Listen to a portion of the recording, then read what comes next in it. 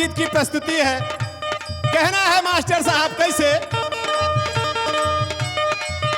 अनपढ़ बेच दी है देश पूरा देश कहता,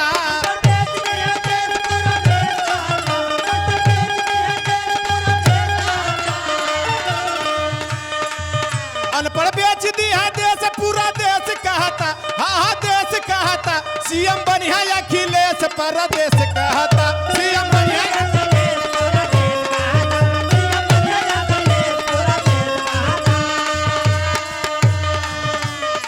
आज इस प्रदेश के जन जन की बूढ़ जवान लड़का सयान सबकी यही आवाज है। क्या है? रुक कर बाबी का सवाली देखा रफ्तार हो,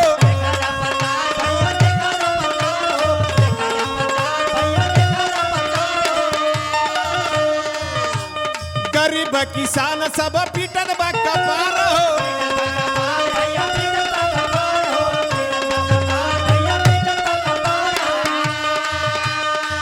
भ्रष्टाचार बढ़ल बुढ़ावा जवान कहता,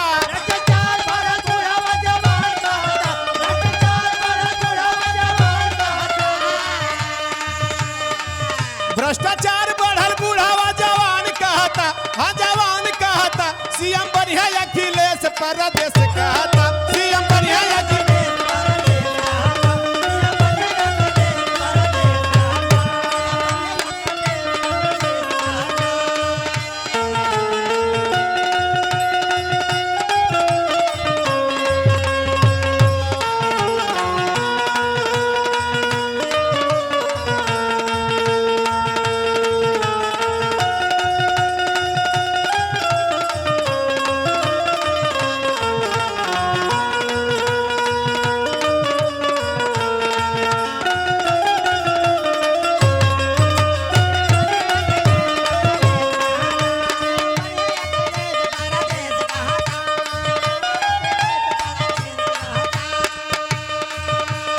आज ये हमारा समाज बूढ़ जवान लड़का सयान सबकर यह आवाज है बाबू की भ्रष्टाचार इतना चरम सीमा पर बढ़ गया, जेकर कोनो जोड़ नहीं खेबा और बेरोजगारी का तो पूछे ही के नहीं बा।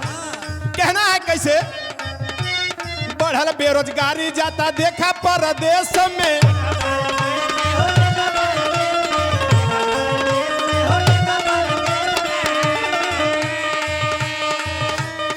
यहाँ अखिलेश अब कन्हैया के भेष में,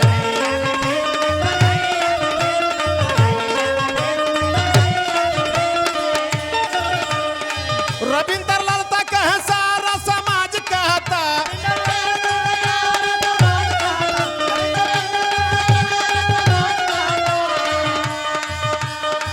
रविंदर ललता कहे सारा समाज कहता, हाँ समाज कहता, सीएम बनिया अखिलेश परदेश